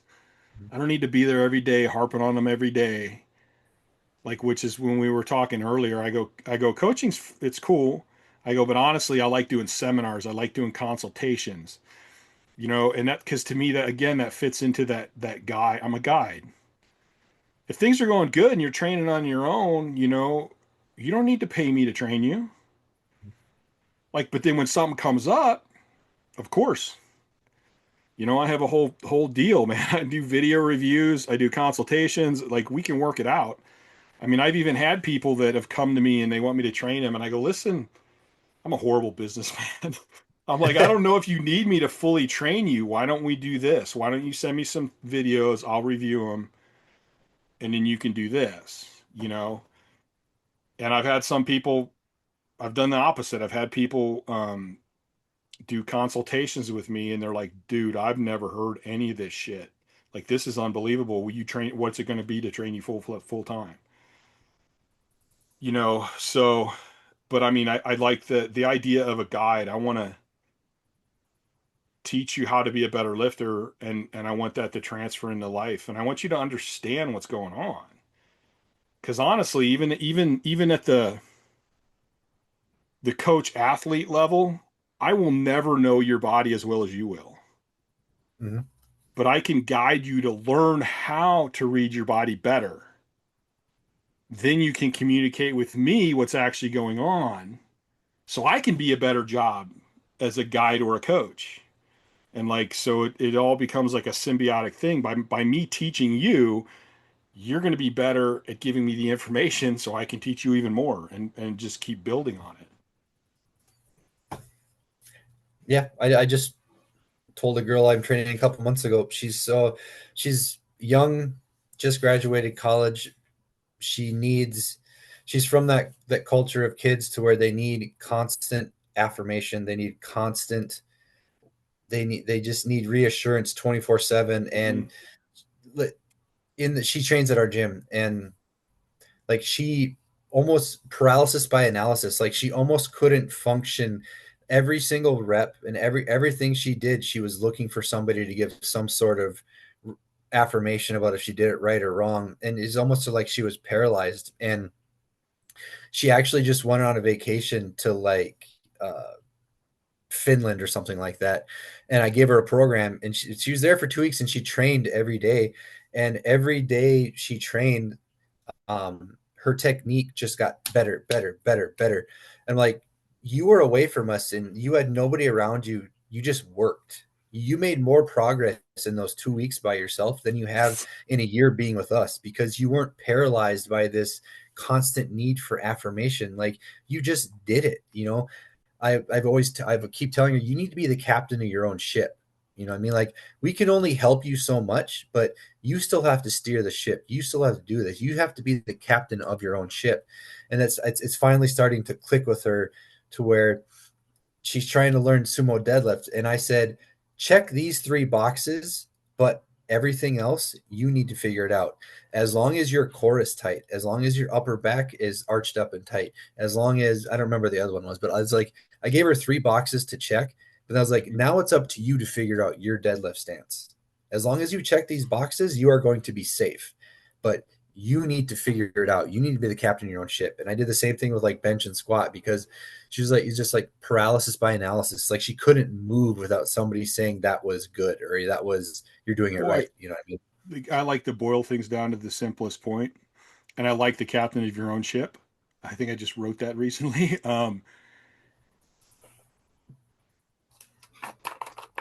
Confidence.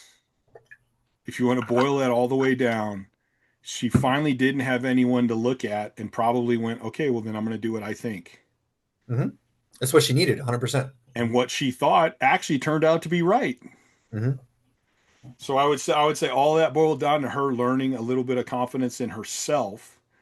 And she probably always had ideas. She just didn't have the confidence to try them. Mm-hmm. And I think that happens to a lot of people, especially in today's society. I think we have, oh, well, I got to watch this YouTube guy. I got to watch this other guy. I got to watch this guy. I got to watch this guy. And that's like, I had Leroy Walker on my podcast recently, and one of the things he said is like, one of the common ground between all the best is at some point they do what they need to do. Mm-hmm. All the other shit doesn't matter. What do I need to do?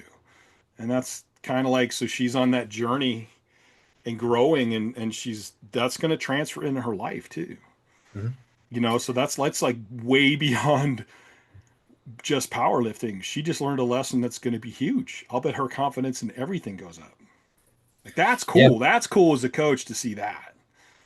Oh, it was, because I even wrote her like a big, long, like heartfelt email about how this applies to real life. And, you know, you can't be scared to look stupid. Like, if you walk through life constantly paranoid that something's going to happen to where you are going to look stupid and you just never try, you're never going to get any better. But if you understand the fact that if you expose yourself to failure, if you expose yourself to coming up short in life, when things happen, and things are going to happen, you're going to get kicked at your ass. You're going to fall on the ground. Getting knocked over is not your fault. Staying down is your fault. And when something happens that knocks you down, that you would knock you down, let's say for like a month, the next time it happens, it only knocks you down for 2 weeks. The next time it happens, it only knocks you down for a day. Then you build this callous to adversity. You build this callous to things happening, to where the things that used to take you down for a month, now you spend 20 minutes thinking about it and you're on to your next thing. See, I would say, It's gonna happen. I like to say, why do we fall? So you learn to pick Learn to ourselves get back up. up. Mm-hmm. And so I don't really care. The reason why I fell is only for me to learn from. Mm-hmm. It's not for me to blame anyone. It's not for me to blame myself. I fell. Okay. Why? Oh, because I didn't do this. Okay, cool. Now get myself back up. And so it's not even a bad thing. Like, it's a lesson. It's a good thing. And even with her, if you do something dumb and people laugh at you, good. Now you know who the real friends are. Like even that was a positive thing. And I hate to say it, like the whole social media thing, but it's 100% accurate. Your life is under criticism 24 hours a day because you're Yes. constantly posting your life. So you are under judgment 24/7. I mean, when we were like in high school or whatever, yeah, you were constantly under judgment for like what, 8 hours a day when you're at school and maybe Yeah. some with your friends, but then you got a break, you know what I mean? But Yeah. now people post every part of their life online, so they are constantly being judged Hmm. 24/7. And it's like they're serving themselves up. Like they don't understand that they're doing it, but you're serving yourselves up. So people are so petrified to do anything that looks stupid, or they're so petrified to look dumb because their whole life is judgment. Yes. But again, as much as I completely agree with you, and I would say I dislike social media more than I like it. I think it Mhm. has some positive stuff, but we're not using it for that. But honestly, even that thing, the fact that it works that way is a gift. Mhm. If we see it as a gift, if we learn to go, hey, somebody's going to critique me. And you know what? That's an opportunity for me to work on me. Mhm. If somebody critiques my stuff, and I actually think about all this a lot. It's this kind of what my book thing is. Um, and I analyze myself. And it's funny sometimes because it's different now, but there was a point where, somebody would say something stupid and I'm like, oh man, dude, what the hell? Why'd that dude say that, man? Why does he feel that way? Like, and then you stop and you think about it and go, wait a minute. There's 30 awesome comments, positive, awesome comments. I'm focusing on the one negative. Mhm. Why? Why am I shooting to that one negative when I could be giving all that time to the positive ones? Mhm. And then you usually don't even know that person. Yeah. Like, who cares? I don't care what you say. Not you, but I mean, Yeah. like, and it's like, and then the person, like, it's like they think you do care, so they keep saying stuff, and you're like, dude, whatever. Like, I don't give two shits what you think, man. Like, if I wouldn't ask you for advice, why am I going to listen to your criticisms? Mhm.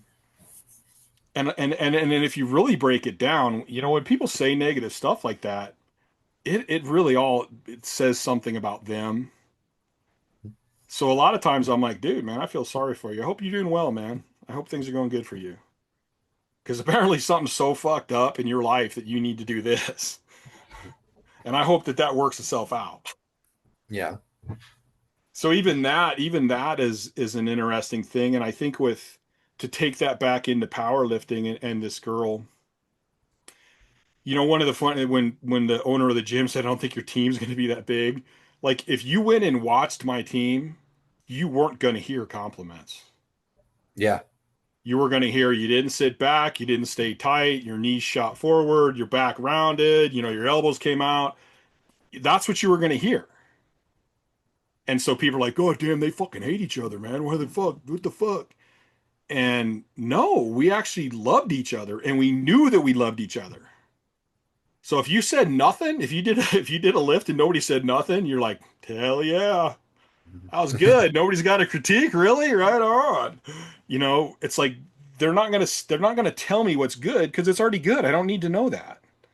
I need to know what I need to fix. Mhm. And then I'd be walking through the gym and people would be like, "Hey Chad, what'd you think about that one?" I go, "Completely fucking sucked. You didn't do this, you didn't do this, you didn't do this." And they're like, "Oh man, what the hell, man? Everybody else said it was good." And I go, "Yeah, because they don't care. I care. Mhm. I want you to do your best. I want to see you perform your best." Mhm. And I think that's a lesson that goes back to social media. If everybody has positive things to say, that's probably not the best thing either. No.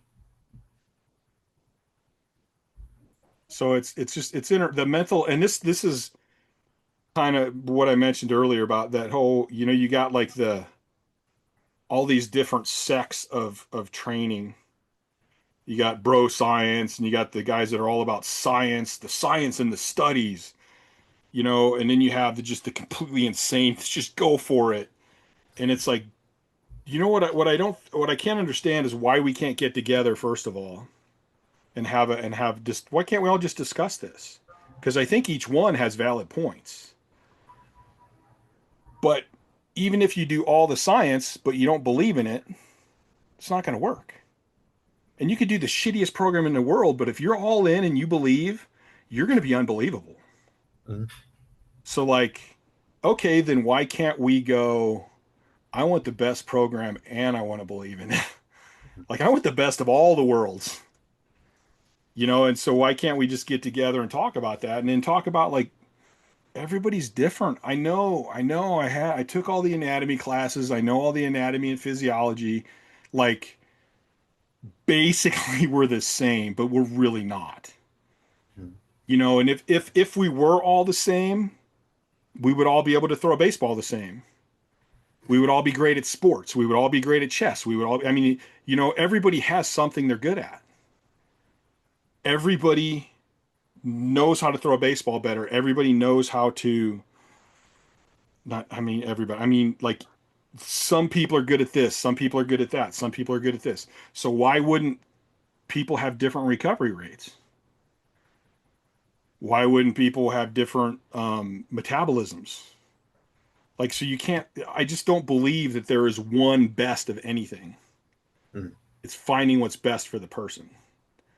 And I think the one common ground is still mentality. If there's one thing we should be teaching everybody, it's mentality. Mhm. And that's, I mean, honestly, the whole reason I'm trying to write this book is because it is about mentality, but I'm pointing it more towards life, but it's also strength training, or training, because it's all the same stuff. Like, if you go into it with the wrong mentality, I don't care what you do, you're kind of screwed. You go into it with the right mentality, you're going to do well, but it's also going to depend on how smart you are with everything else. So, like, why not go? Why, like, I tell people sometimes, I go, man, I would love to be able to go, okay, you want me to train you? Okay, so the first month we're going to do 3 hours a week of, like, a sit down session. We're going to work on your mentality and we're going to get rid of all these horrible habits before we even start training. Like, I think that would be one of the greatest things ever. And just get people's minds and mentalities right before they even start. Yeah. I spent so many years destroying myself because I thought that's how you trained. Um, Mm-hmm. so I possess that part of it, the believing. And it wasn't until I met Shane Sweat who gave me the right program that I put 200 pounds on my total. So I had the believe part, but if you didn't have the right program, or if you're not being scientific about it, or if you're not being intelligent about it, it may serve the purpose that you're just trying to destroy yourself on gym day, but you're not getting better. And then once Shane Sweat came in with the right program on top of my belief, that's when everything clicked. Mm-hmm. And I mean, dude, I've seen Gary Frank had one of the strangest programs I've ever seen in my life. And he took the all-time total from, like, 2,500 to 2,800. Yeah, wasn't he like the first to be like 26, And 27, and 28? yeah, dude, his when I started talking to some of his guys and heard about their training and stuff, I'm like, really? I'm like, wow, that makes absolutely no sense. I've never heard of anyone doing that. I mean, it's the simplest thing ever, but so how does one guy do that? I mean, sure, he was in the NFL and a good shot putter, so he had decent genetics, but, like, I would say his mindset was stronger than anything. Mhm. And that also includes, I would say that mindset also includes people just listening to their bodies, like, they're confident enough to listen to their body. Mhm. So I remember we had this guy named Reven who was he coached a couple of the Olympic guys in the gym, and he actually was a really good lifter way back in the day, and I believe he coached for the U.S. team for a little bit. And we were talking about Mark Henry one day, and he was on the team when Mark Henry was there. He was coaching. And he's like, yeah, dude, everybody thought he was a lazy piece of shit. Nobody, everybody's like, oh, he doesn't train hard enough. He comes in and sits around and blah, blah, blah, blah, blah. And I thought, you know what? Like, I've heard stories like this so many times. how the hell are all these guys this strong and this world class if what they're doing is wrong? Mm-hmm. Again, maybe my perspective on this situation is not right, and I need to pull back and look at this again. And I thought, you know what? Maybe those guys just know when it's time to go and when it's time to rest. Mm-hmm. And they don't care what anyone else says.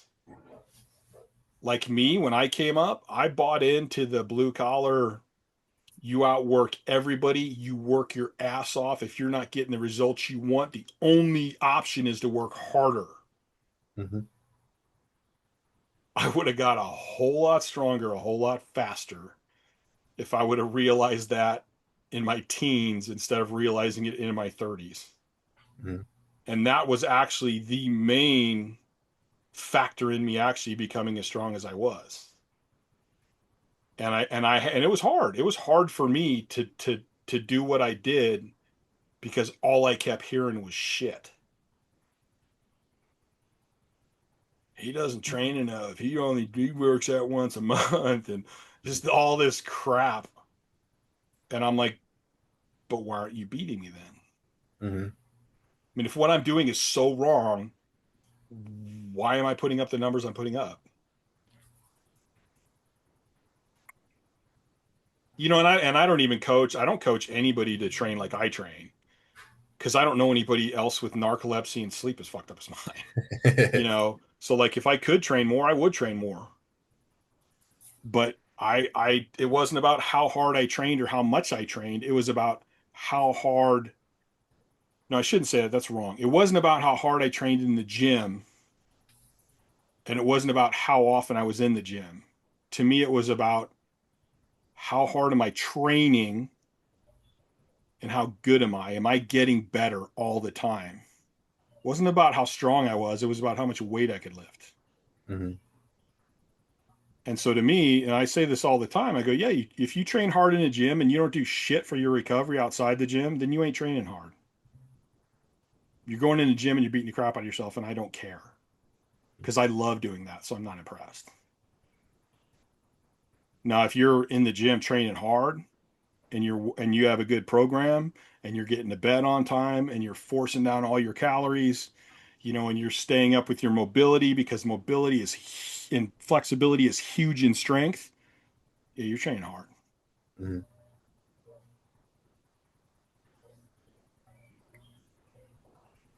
It's interesting to me. It's like, this is the stuff I love talking about. I've gotten to the point where what exercise you're doing or how many reps and sets you're doing, I'm like, I just don't care. Whatever. Yeah, that's just a part of me talking about losing my passion. It'd be like you'll train with people or you'll train people and they want this, they want that, and you'll tell them you have a problem with thoracic extension or your shoulders are jacked up or your upper back is weak or there's something wrong with your ankle. Weeks go by, what have you done to address that? Nothing. Months go by, what have you done to address that? Nothing. Years go by, what have you done to address that? Nothing. Like, you're telling me that something is wrong, but you're doing nothing to fix it. Why do I want this more than you do? You know what I mean? Like, Yeah.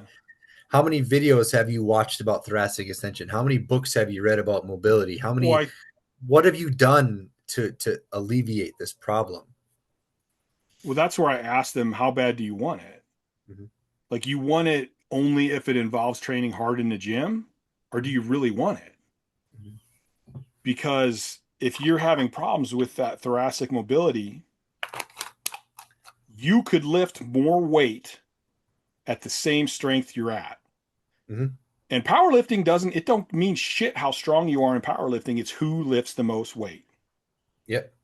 I've beat Who a can lot of display it? guys that were stronger than me because they couldn't lift as much as I could. Yeah. Louis So said it's one thing to be strong, it's another thing to display it. yes, and that's the truth. So if you're telling me you want to be great and you want to be good and you brag about how hard you train in the gym, but you're not doing this other stuff, I'm just not impressed. Yeah. Because training hard in the gym is easy. Getting to bed on time kind of sucks. Getting all your food down kind of sucks. Doing stretching really sucks. Mhm. Like, but that's what you need to do. And that's I mean it's funny because in school I'm not that smart a person. I just did the work, and I have my own perspective on seeing things. So like, yeah, I did okay. I graduated high school in the honor roll. I screwed off my first couple semesters in college, but I got it back up. But I was willing to do the work. So to me in powerlifting, it was kind of the same thing. I don't see myself as being super smart, but I'm willing to do the work. Mhm. But I was willing to do all the work. I didn't care how much I hated stretching. It was going to make me lift more. I was going to do it. It was really hard to not train as much as I was training. And it was really hard. And you can ask all of my teammates. Every time I backed everyone off, I struggled mentally with it. Mhm. Like I would start talking about it months before I actually pulled the trigger. Mhm. And then everyone would get stronger. And I'm like, and then maybe the next time it'd be a little bit easier. But in the end, it was still hard every time because I wanted to train more. Yeah. It was like, do you want to train more or do you want to be strong? What do you want to be? And Yeah. I got no problem if somebody says, "Listen, I love training. My highlight of my day is going to the gym and seeing how much I can take for an hour and a half." Cool, I get it, man. I lived that most of my life. Mhm. I'll write you some crazy ass motherfucking programs if you want. Like, but don't then come to me and ask why you're not strong. Yeah. And don't tell me you want to, oh, I want to bench this. No, you don't. You want to go to the gym and train hard, which Mhm. I'm fine with. Just be honest. Yeah. And I do that with all my clients. We usually in the beginning, we talk about goals, and I mean, one of my older clients was having a lot of balance issues and stuff. And we talked about, the thing first is to get you walking right, get your balance better where you're not worried about falling. Like that's our goal, and it's just, That's a standard. he's actually one of the hardest workers I have, and he's 74. Yeah. Um, but Yeah. That's that's just being standard. honest about the goal. Yeah. That's just standard. Whenever a new client comes on, I have like an interview that I already have made out, and the first thing we do is we establish we establish their goals, and then everything trickles down from there because Mhm. the program has to represent the person's goals, and it's going to be Yes. different. It's always the program is based off their goals. Just like Mhm. you said, if it's just someone who likes to train hard, you can give them that program that trains hard, but they're not going to be setting PRs, and they're not going to be it's fulfilling their need. Mhm. Yes. If they would have came in and said, I want to be the best power lifter in the state, program's going to be different. If Yeah. they're just like, I want to lose weight, program's different. Or even if, Establishing. if if somebody comes to me and like, I want to bench 800 pounds, I'm like, all right, let me explain to you what it's going to take, Yeah. and then let's see if that's really what you want. Because I don't want to set somebody up for failure. Mhm. If the guy's like, I want to bench 800 pounds, and we talk about it, and he's like, ooh, I don't know if I want to be that strict. Well, then let's drop that number down and still be successful. You Yeah. know, and that goes with, I think that goes back to the mentality. If you have people who are continually, most people won't continue to run into a wall and keep doing it. Mhm. It's that's a certain mindset that I think like you and I have. We'll keep running at it, and eventually we'll go, maybe I can go under it, or maybe I can go over it, or maybe I can go around it, but we're going to keep going. And I love with a lot of my lifters. I don't know if we talked about it, but I'll usually at some point we'll eventually talk about the one lift. What's the one lift you got stuck at? Like I got stuck at a 500-pound bench for God, I don't even know, like 2-3 years. And I remember I think Matt Wenning's might have been his bench too.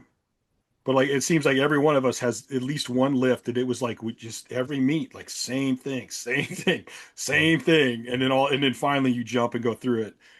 But it's like how many people do you know that were powerlifting and got stuck and lasted maybe a year? Yeah. Because Do you they went, think? oh, that's the best I can do. I'm done. Yeah. Would you think you got a river that's flowing down a hill? If it comes up to an obstruction, does it stop? It goes around, it goes over, it goes under. After 10 years, it wears the rock down, but the motion never stops. You know what I mean? Like, it finds a way to go under the rock. It finds a way to go around it, over the top of it. It wears it down. You know what I mean? Like, it doesn't stop Yeah, progress. You know what I mean? even if It there's just, rocks all the way across, then it runs you into it and find a it way. builds up and it builds up and it builds up till it goes over it. You find a way through it. You know what I mean? Yeah. Like, you don't just stop. You know what I mean? And that's the mindset. That's knowing, I mean, that's having confidence in yourself. That's knowing that like this isn't going to be an easy journey. There's going to be plateaus, there's going to be sticking points. You know, that it's just what it is. I mean, if you look at my career, basically over the for 10 years, like from my top total, which was 2733, if you go back 10 years, I had totaled like 1700. Mm-hmm. So I'm like, dude, 100 pounds a year on my total.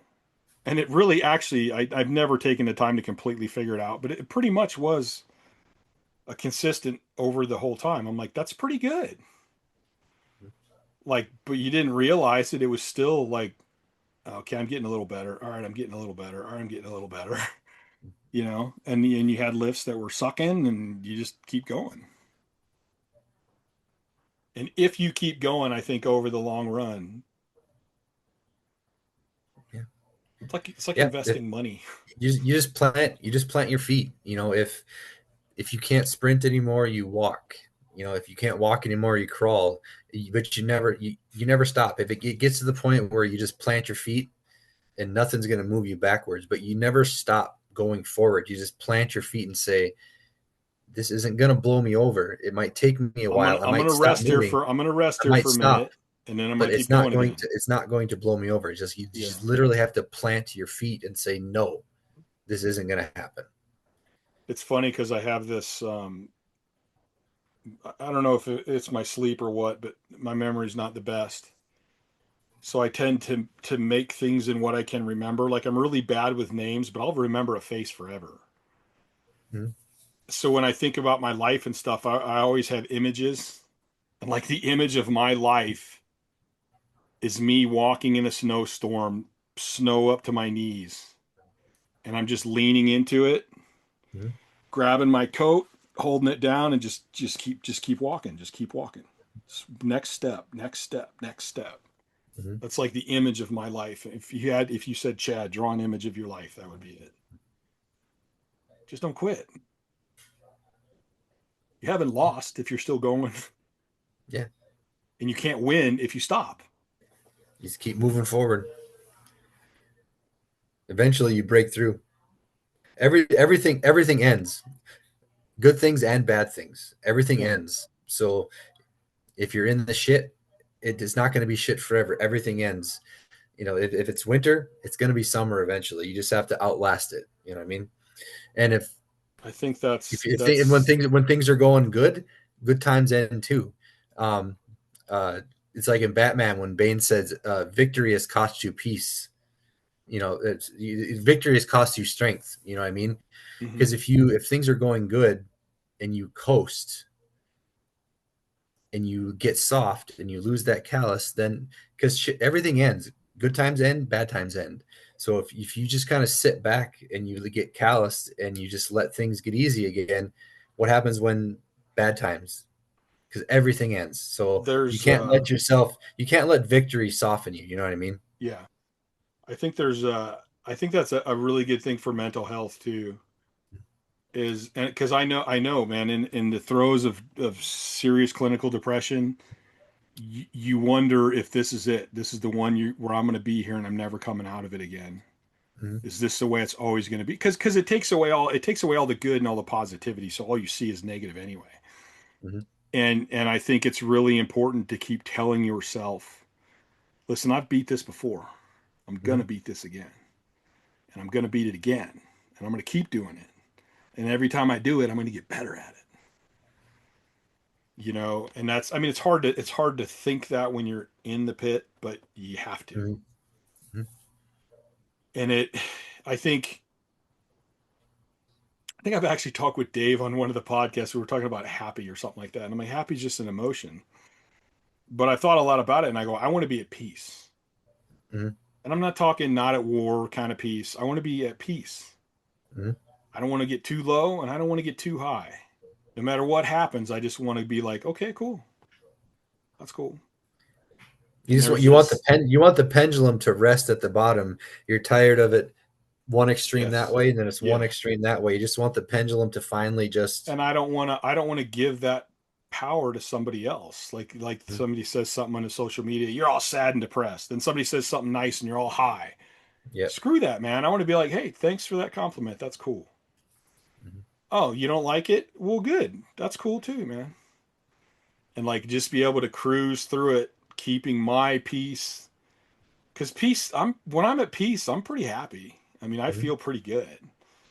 And there's this analogy about this farmer in like China or Japan or something, and his horses break out and they all run away. And so he loses his two horses and he needs to plow his field and everything. And the townspeople are like, oh man, you got the worst luck. That's horrible. It's awful. And he goes, maybe. The next day, his horses wander back and they got four wild horses with them.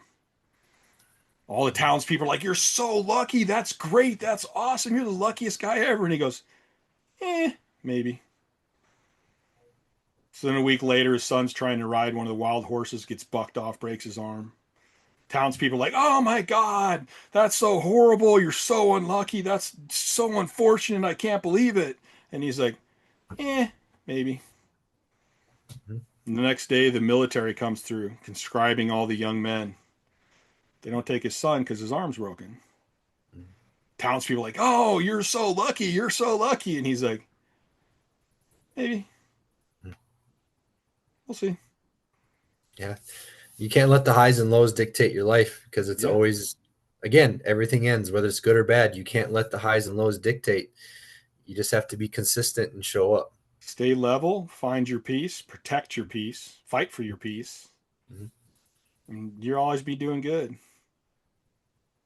You know, there's the low. I say, and the Wood Brothers have a song called Happiness Jones, and it's about we don't learn shit when we're happy.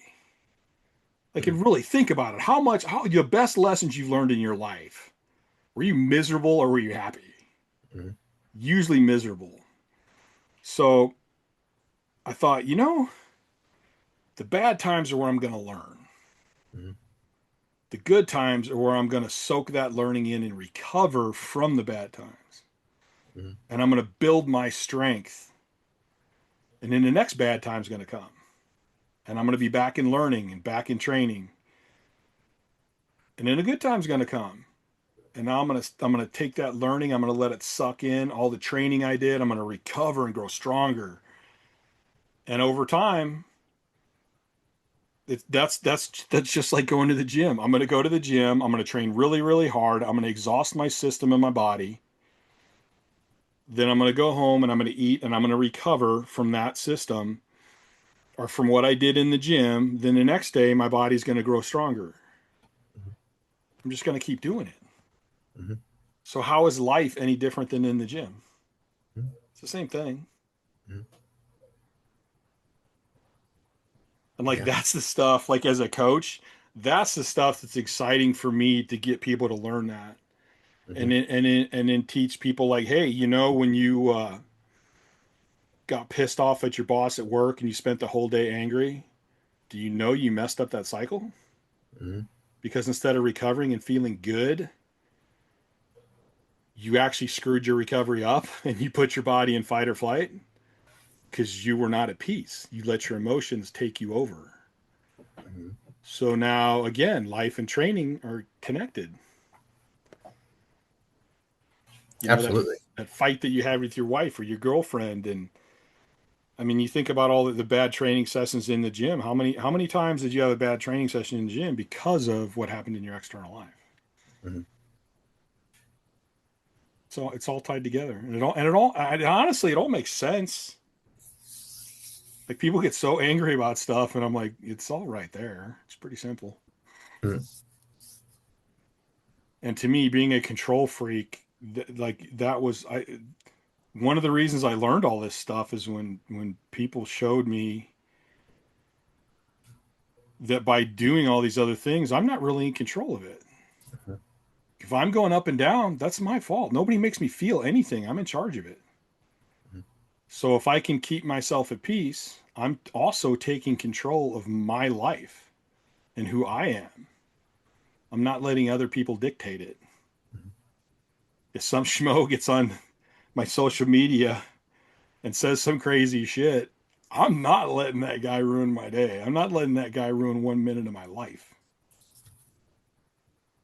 Like they can say whatever they want to say. I really don't care. Yeah, I just got let go tattooed on my hand because I was trying to control everything. Um, it's from Alan Watts, "Let Go," because you say I love that guy. if you breathe in and hold it, you lose your breath. Hmm. But if you let it go, it comes back to you. So if you're constantly bound up trying to control everything, you lose your breath. Same thing. If you hold your breath and you don't want to let it go, you lose your breath. You can't breathe. So you have to let it go. And when you let it go, it comes back to you again. Okay, so you're a movie guy. You know what I just thought of? Mm.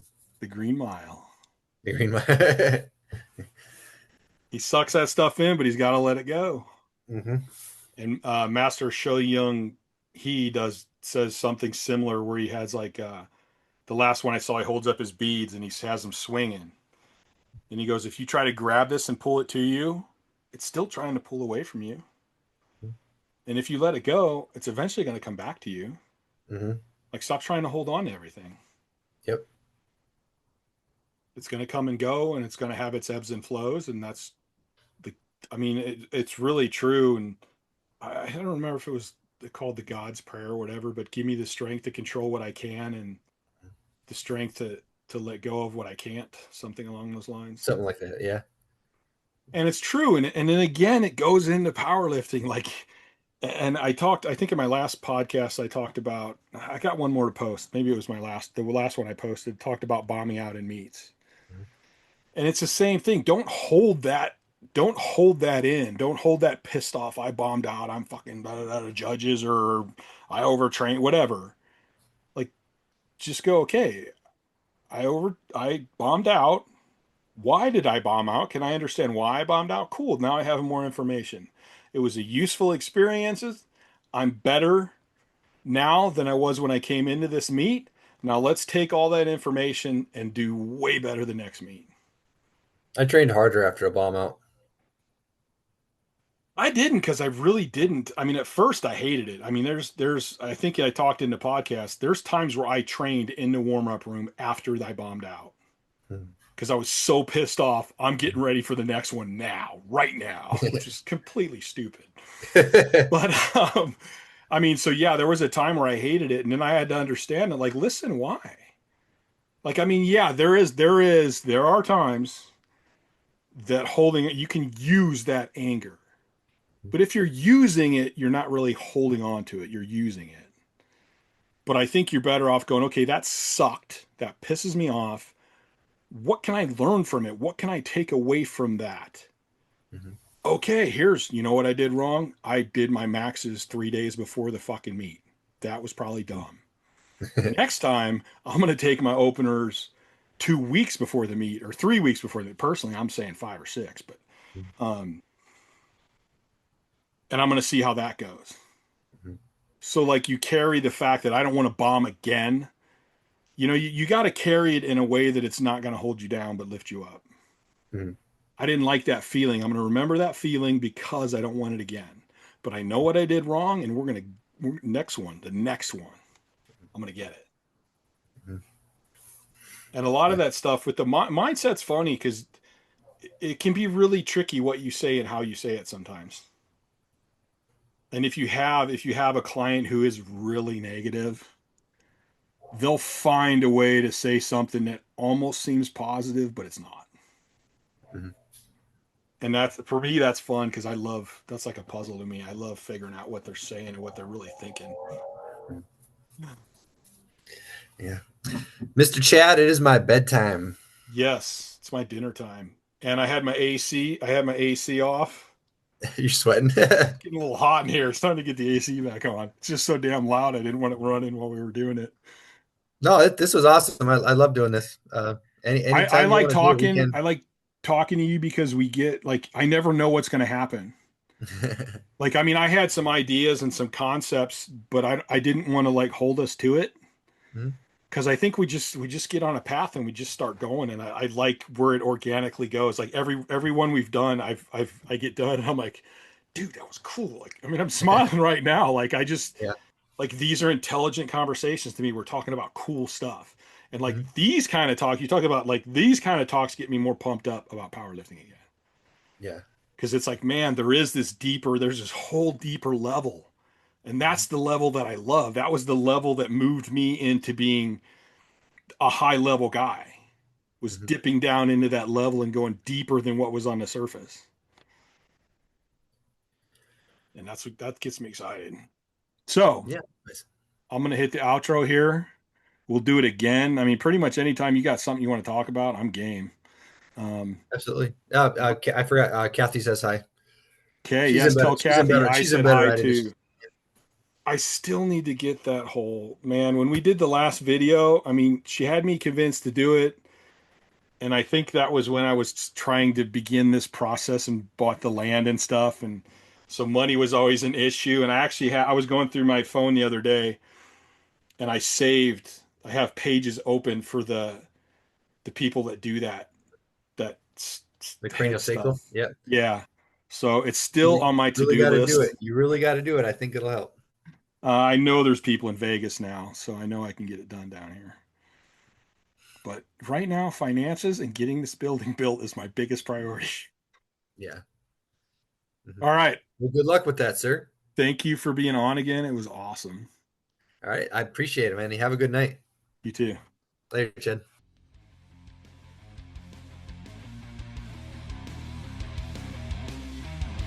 Thanks for listening to the Courage Barbell Unlimited podcast. For more information, please visit couragebarbell.com. Until next time.